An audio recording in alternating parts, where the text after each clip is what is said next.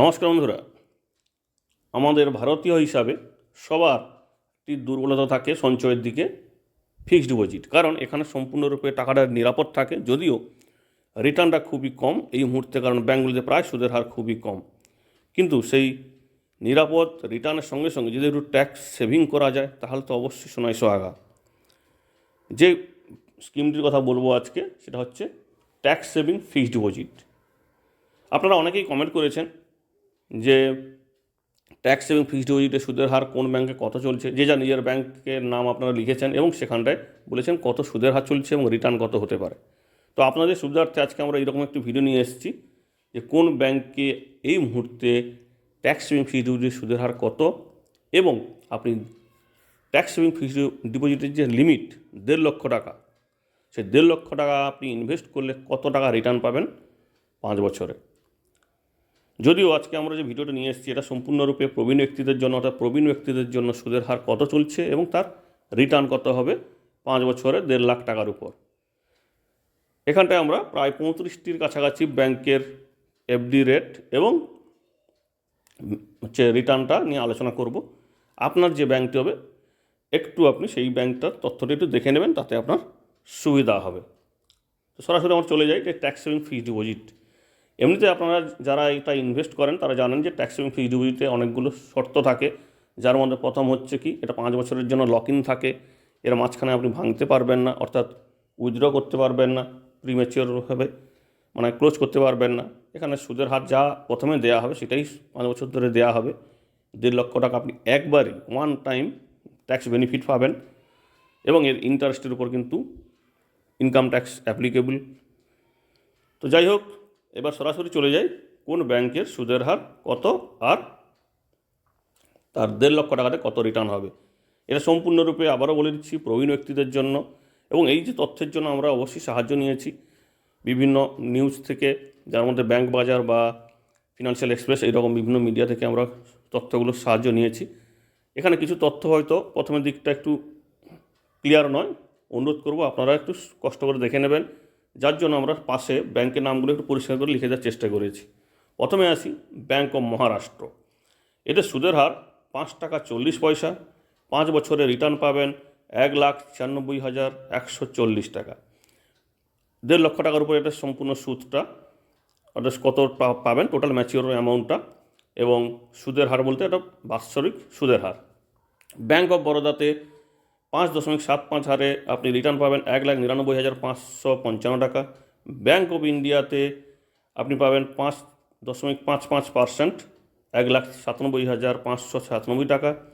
কানাড়া ব্যাংকে 5.75% হারে আপনি পাবেন 1,99,555। Central bank of India 5.50% return পাবেন 1,97,110 টাকা। ইন্ডিয়ান ব্যাংক সুদের হার হচ্ছে 5.75, রিটার্ন পাবেন 1,99,555 টাকা। ইন্ডিয়ান ওভারসিজ ব্যাংক সুদের হার 5 টাকা 70 পয়সা, রিটার্ন পাবেন 1,99,063 টাকা। পাঞ্জাব ন্যাশনাল ব্যাংক 5 টাকা 75, এবং সুদের হার হবে টোটাল রিটার্ন পাবেন 1,99,555।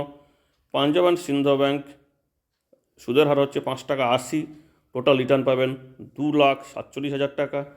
স্টেট ব্যাংক অফ ইন্ডিয়া সুদের হার 6 টাকা 20 পয়সা, রিটার্ন পাবেন 2,04,028 টাকা। ইউকো ব্যাংক সুদের হার হচ্ছে 5 টাকা 55 পয়সা, সুদের হার হচ্ছে টোটাল রিটার্ন পাবেন 1,97,597 টাকা।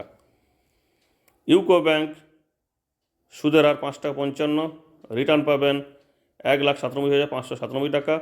ইউনিয়ন ব্যাংক সুদের হার 5 টাকা 90 পয়সা, টোটাল রিটার্ন পাবেন 2,01,035 টাকা।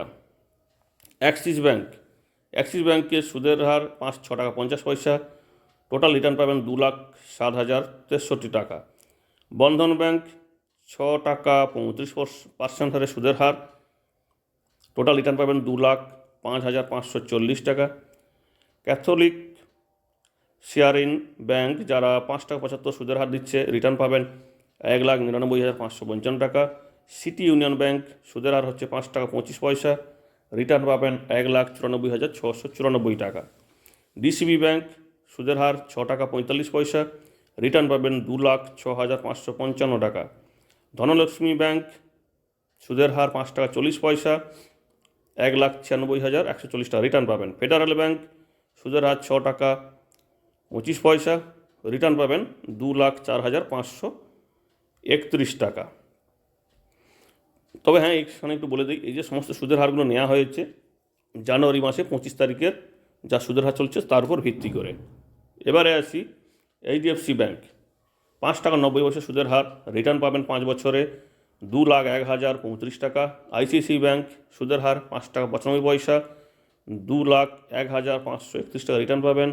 আইডিবিআই ব্যাংক সুদের হার 6 টাকা, রিটার্ন পাবেন 2,02,028 টাকা। আইডিএফসি ফার্স্ট ব্যাংক 6 টাকা 75 পয়সা সুদের হার, 2,09,625 টাকা রিটার্ন পাবেন। ইন্ডাসইন্ড ব্যাংক রিটার্ন মানে সুদের হার হচ্ছে 6 টাকা 50 পয়সা, রিটার্ন পাবেন 2,60,063 টাকা। জম্মু কাশ্মীর ব্যাংক 5 টাকা 80 পয়সা সুদের হার, রিটার্ন পাবেন 2,47,000 টাকা। কর্ণাটক ব্যাংক সুদের হার 5 টাকা 80 পয়সা, রিটার্ন পাবেন 2,47,000 টাকা। কোটাক ব্যাংক 5 টাকা 80 পয়সা সুদের হার, এরও সে রিটার্ন হবে 2,47,000 টাকা। কারুর বৈশ্য ব্যাংক 5 টাকা 75 পয়সা সুদের হার, রিটার্ন হবে 1,99,555 টাকা। আরবিএল ব্যাংক সুদের হার 6 টাকা 80 পয়সা, টোটাল রিটার্ন পাবেন 2,10,141 টাকা। সাউথ ইন্ডিয়ান ব্যাংক সুদের হার 6 টাকা 15 পয়সা, টোটাল রিটার্ন পাবেন 2,03,526 টাকা। ইয়েস ব্যাংক সুদের হার 7 টাকা, রিটার্ন পাবেন 2,12,217 টাকা। এউ স্মল ফাইন্যান্স ব্যাংক 6 টাকা 25 পয়সা সুদের হার, টোটাল রিটার্ন পাবেন 5 বছরে 2,04,531 টাকা। ইকুইটি স্মল ফাইন্যান্স ব্যাংক সুদের হার 6 টাকা 25 পয়সা, টোটাল রিটার্ন পাবেন 2,04,531 টাকা। সূর্যোদয় স্মল ফাইন্যান্স ব্যাংক সুদের হার 7 টাকা, টোটাল রিটার্ন পাবেন 2,12,217 টাকা। আর উজ্জ্বল স্মল ফাইন্যান্স ব্যাংক সুদের হার হচ্ছে 7 টাকা 15 পয়সা, টোটাল রিটার্ন পাবেন 2,13,786 টাকা। এই হচ্ছে দেশের প্রায় জনপ্রিয় যে প্রথম সারির 35টি ব্যাংক, যাদের 5 বছরের ফিক্সড ডিপোজিটের সুদের হার এবং 5 বছরে 1.5 লক্ষ টাকা আপনি করলে ইনভেস্ট করলে কত রিটার্ন পাবেন সুদ সহ। এটা সম্পূর্ণরূপে প্রবীণ ব্যক্তিদের সুদের হার নিয়ে আমি আলোচনা করলাম। তবে আবারও বলছি, এটা 25 তারিখে সুদের উপর ভিত্তি করে, তারপরে হয়তো অনেক চেঞ্জ হতে পারে, তখন আপনারা কিন্তু এই হিসেবটা তখন মেলাবেন না, কারণ যদি সুদের হার চেঞ্জ হয়ে যায় তখন আমাদের চ্যানেলেও কিন্তু দেওয়া হবে যদিও কোনো চেঞ্জ হয় সুদের হারে আর। তবে হ্যাঁ, সেই সঙ্গে বলবো অবশ্যই যখন ইনভেস্ট করবেন, সে ট্যাক্স সেভিং ফিক্সড ডিপোজিট হোক বা এমনি ফিক্সড ডিপোজিট, অবশ্যই তখনকার যে সুদের হারটি অবশ্যই জেনে নেবেন, কারণ সুদের হার বিনা নোটিশে কিন্তু একদিনেই ওরা চেঞ্জ করে দেয়। সুতরাং ইনভেস্ট করার সময় অবশ্যই বিষয়টি খেয়ালে রাখবেন, এবং সেই সঙ্গে এই তথ্যটি কেমন লাগলো সেটাও কিন্তু কমেন্ট করে জানাবেন। আর যদি তথ্যটি ভালো লাগে তাহলে প্লিজ লাইক ও কমেন্টের সঙ্গে সঙ্গে আমাদের চ্যানেলটি একটু প্লিজ সাবস্ক্রাইব করে রাখবেন। ধন্যবাদ।